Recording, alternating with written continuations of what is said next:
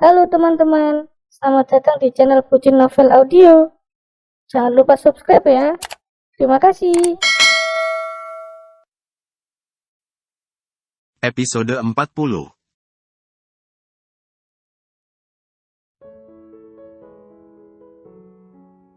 Arum kembali menahan tawanya kemudian pamit untuk menemui Kalandra. Di dalam kamar, Kalandra masih meringkuk di bawah selimut. Pria itu menutup rapat tubuhnya, tak kalah rapat dari selimut Aidan. Arum yang melihatnya setelah meletakkan satu ember air panasnya di kamar mandi, langsung tersipu memandangi kebersamaan itu. Omongan papa memang benar, sih. Sekarang aku punya dua bayi, lirihnya tersenyum ceria.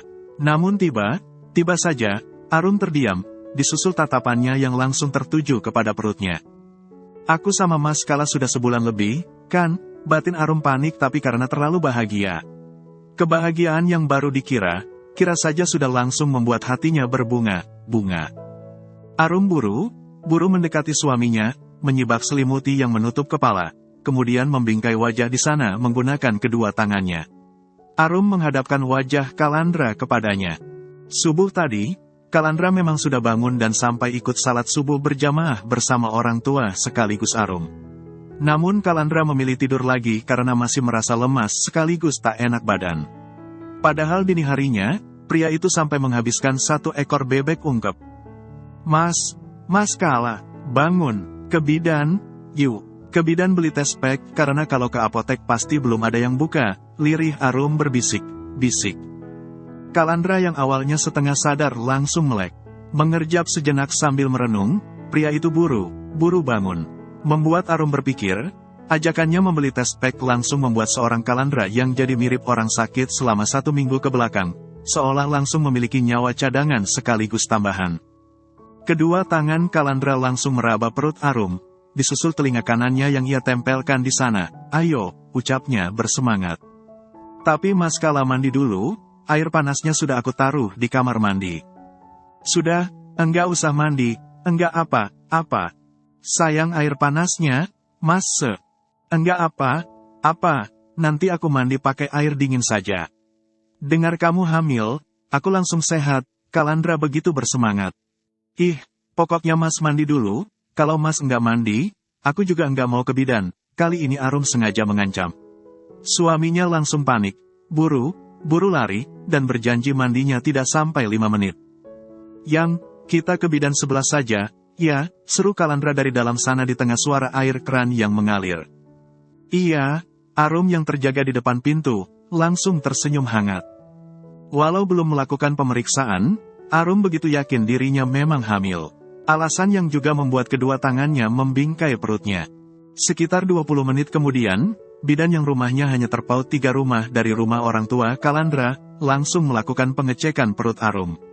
Sebelumnya, tes pack yang Arum gunakan untuk memeriksa kehamilan dan memang dilakukan di sana, sudah langsung dihiasi 2 garis merah. Arum memang hamil, tak hanya merujuk dari hasil di tes pack, melainkan juga hasil pemeriksaan sang bidan. Kabar tersebut makin membuat seorang Kalandra bersemangat. Pria itu sungguh memiliki nyawa tambahan. Tak apa walau dirinya yang malah mengalami ngidam.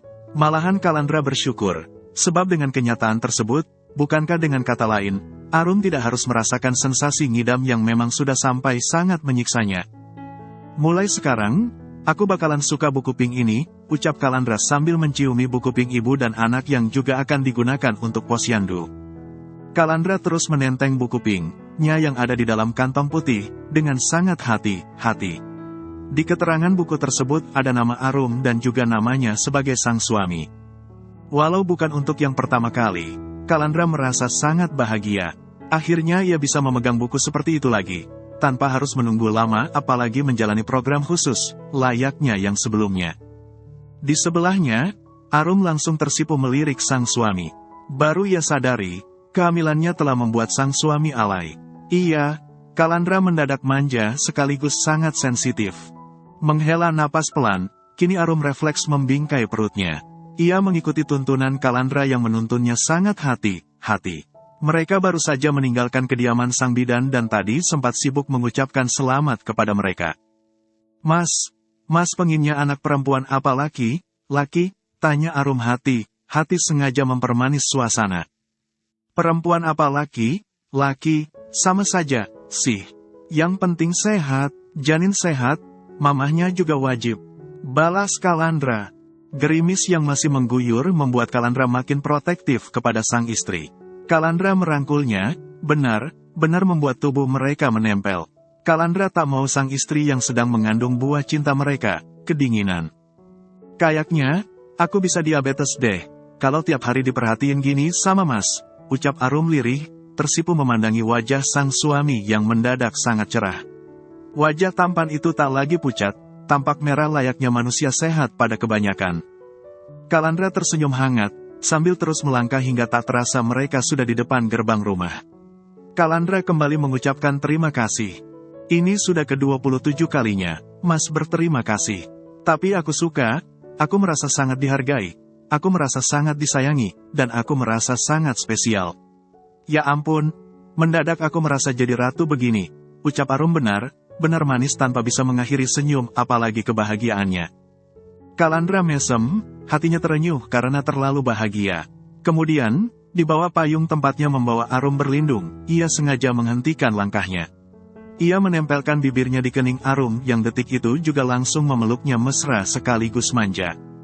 Tak lama kemudian, dari sebelah dan memang merupakan teras depan rumah kediaman orang tua Kalandra, suara berisik Ibu Kalsum terdengar mengiringi langkah kaki beralas sandal yang tak kalah berisik.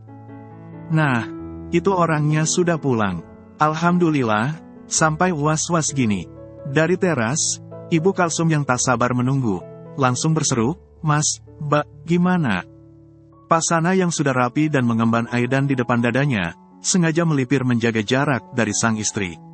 Tak tahan, karena jika situasinya ada yang ditunggu layaknya sekarang, istrinya bisa mendadak mirip orang kesurupaan. Ibu Kalsum langsung heboh ketika Kalandra yang masih ada di luar gerbang rumah, sudah langsung pamer buku pink.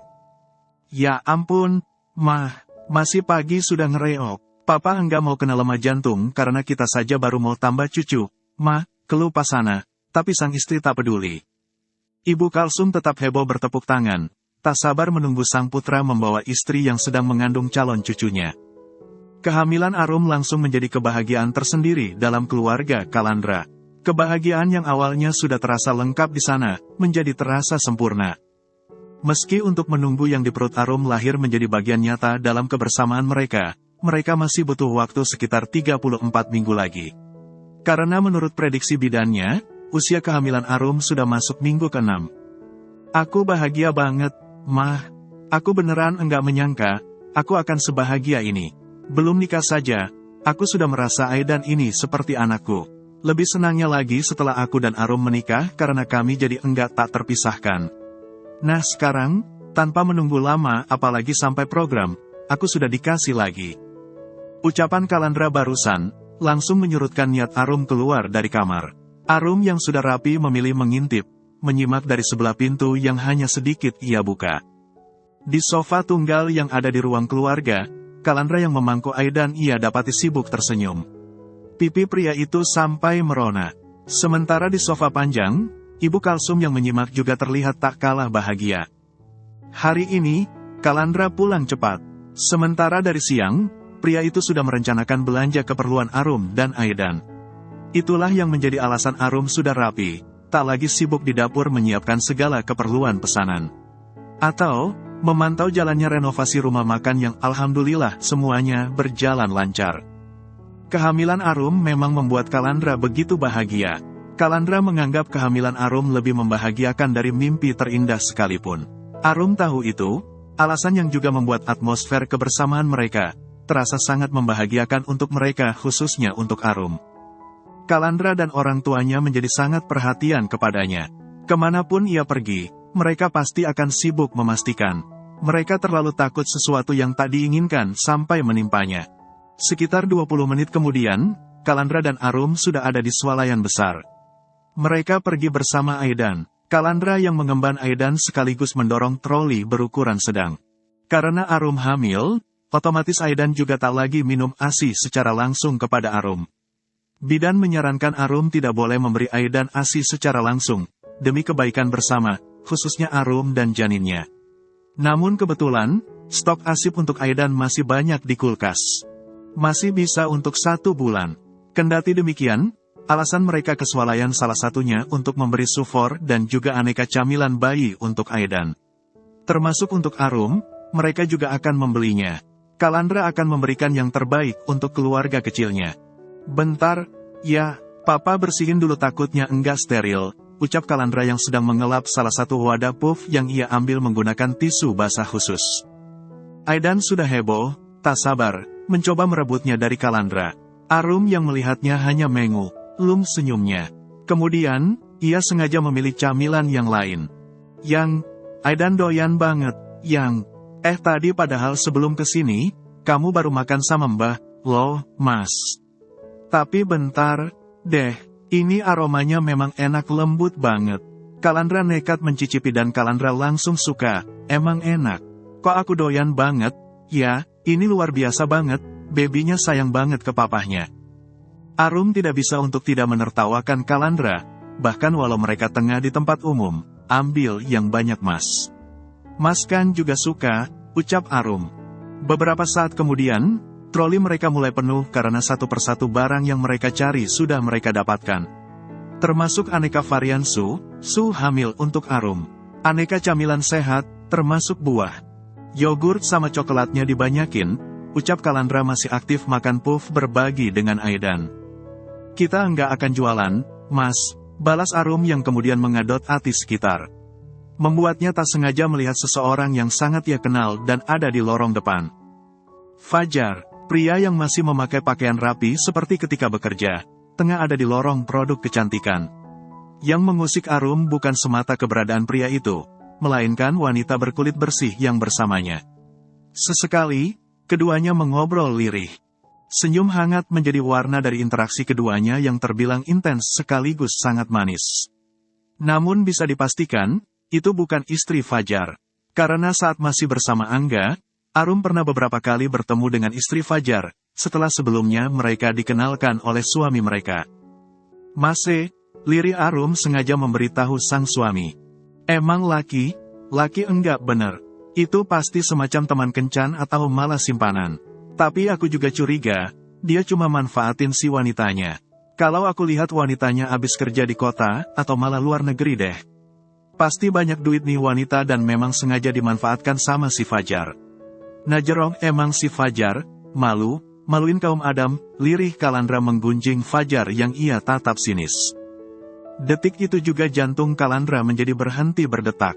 Ia terlalu takut pada kehamilan istrinya.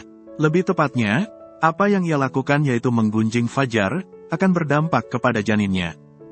Amit pokoknya. Sudah mulai sekarang, kita jauh dari orang seperti mereka. Masalahnya kita punya calon bayi. Amit dan takutnya pamali, lirih Kalandra heboh. Ya sudah, Mas, kalau gitu kita bayar dulu, terus pulang. Arum meletakkan coklat batang tambahan yang Kalandra minta dengan dalih bagus untuk kulit maupun mood Arum. Kamu enggak mau pilih daster dulu, di lantai atas?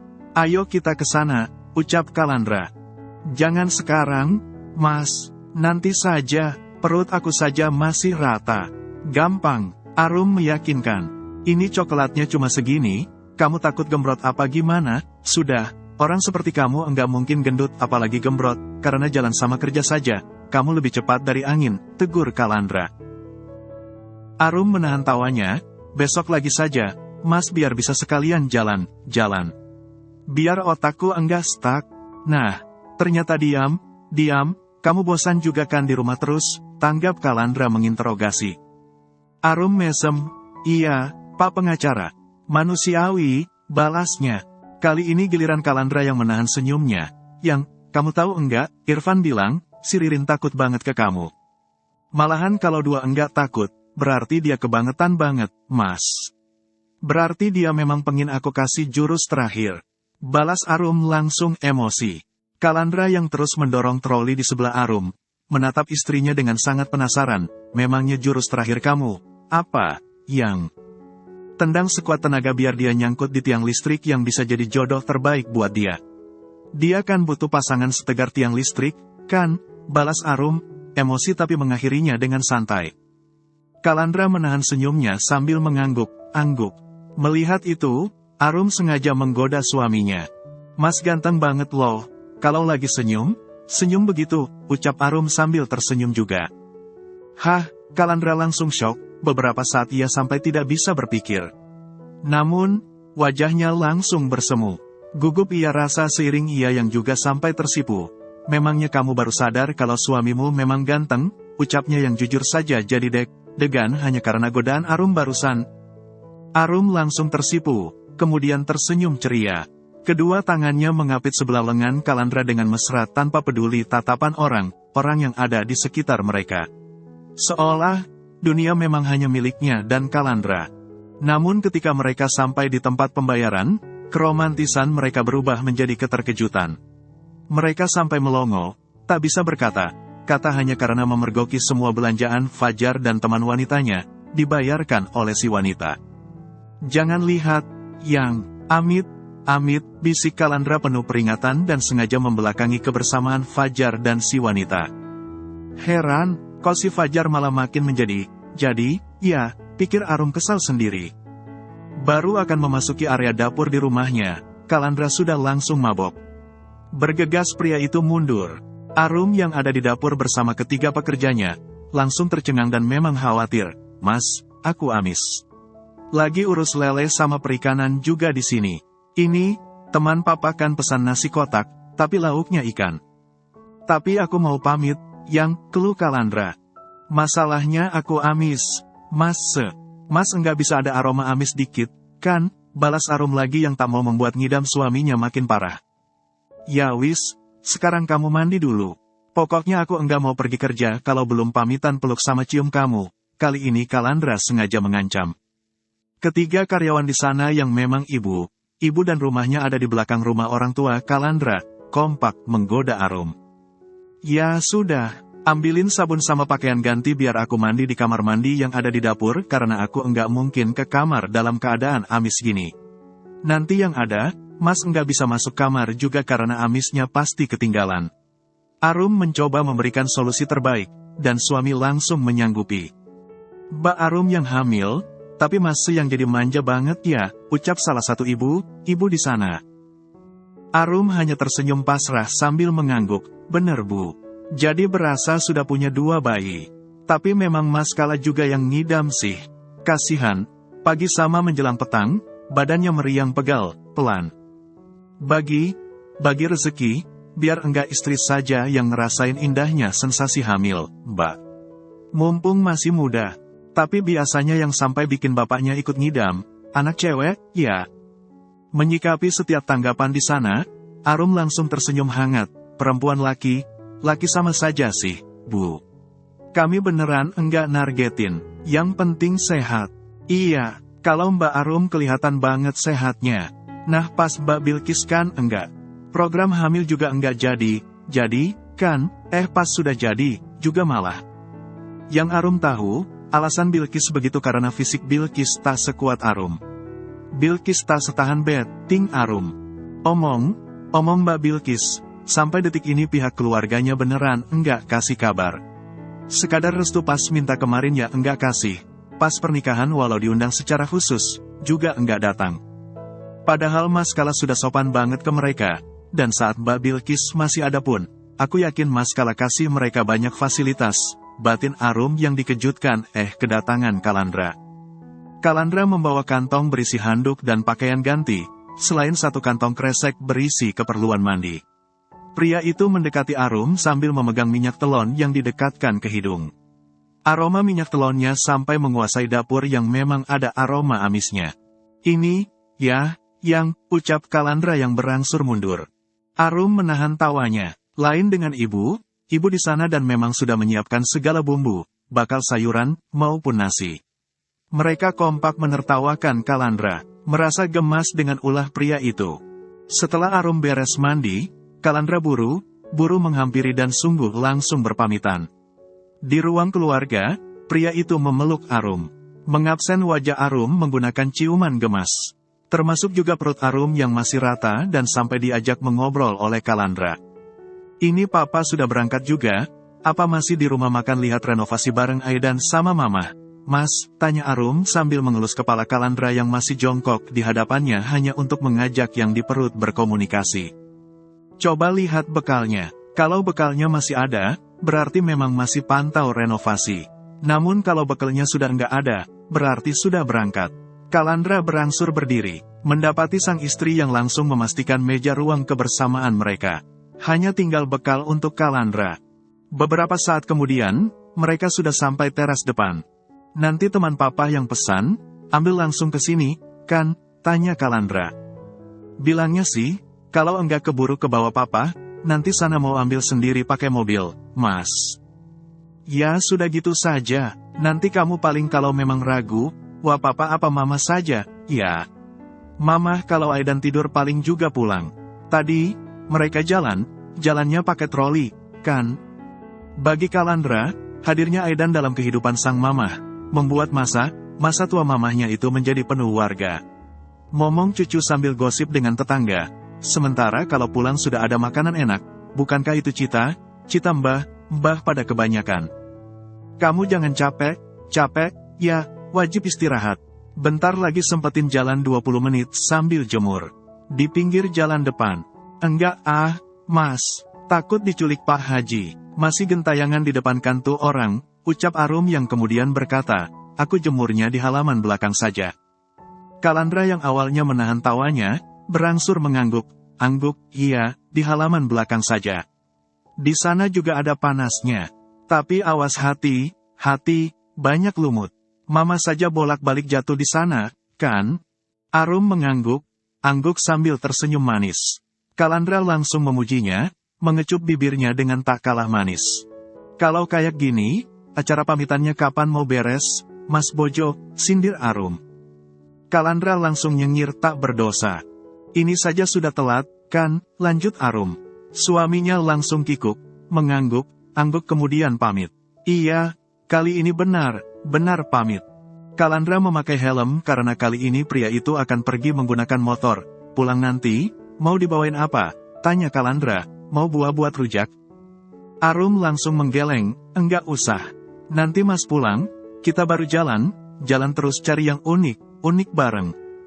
Kalandra mesem, oke, nanti sore kita jalan, iya benar bersemangat, bahkan meski ia sadar, ia sudah sangat telat. Arum tak kalah bersemangat, hati, naik motornya jangan ugalan kayak Pak Haji. Kami beda level. Dia naik matik saja masih renang di gat. Apa kabar kalau naik motor gede gini? Kalandra tertawa bangga. Arum hanya menggeleng tak habis pikir. Tak lama kemudian setelah Arum masuk rumah, Pak Haji datang. Kos sepi, ini, aku telat apa gimana? Pikir Pak Haji mengintai dari sela gerbang.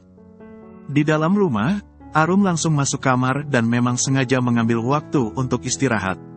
Arum meraih ponselnya yang ada di nakas sebelah ia biasa tidur. Dari semua pesan Wa dari Widi menjadi pesan paling atas. Ada 15 pesan yang belum dibaca. Pemandangan yang sebelumnya belum terjadi. Setelah dipastikan, kebanyakan pesan dari Widi merupakan foto. Widi, Mbak, itu temannya Mbak, kan, namanya Fajar. Katanya kerja di bank dan dulu deket banget sama Mbak. Widi, gini loh, Mbak. Dirasa, dia kok aneh, ya, masa pinjem duit terus. Tuh kayak yang dises. Pertama, 500. Kedua, 300. Terakhir pagi ini izin pinjam 300 lagi buat urus bapaknya yang lagi sakit katanya. Belum beres membaca pesan dari Widi, Arum sudah emosi. Terlebih, di benak Arum mendadak dihiasi kejadian kebersamaan Fajar dengan wanita saat di swalayan. Si Fajar beneran kutis lanang, ya. Pekok, tunggu aku. Jar, aku amuk kamu kalau kamu enggak balikin duit adikku. Halo, serga Arum yang langsung menelepon Widi. Mbak, ini aku lagi ngajar. Lagi ngawasi murid ujian. Dari seberang, Widi membalas dengan berbisik-bisik. Bersambung dulu ya teman-teman.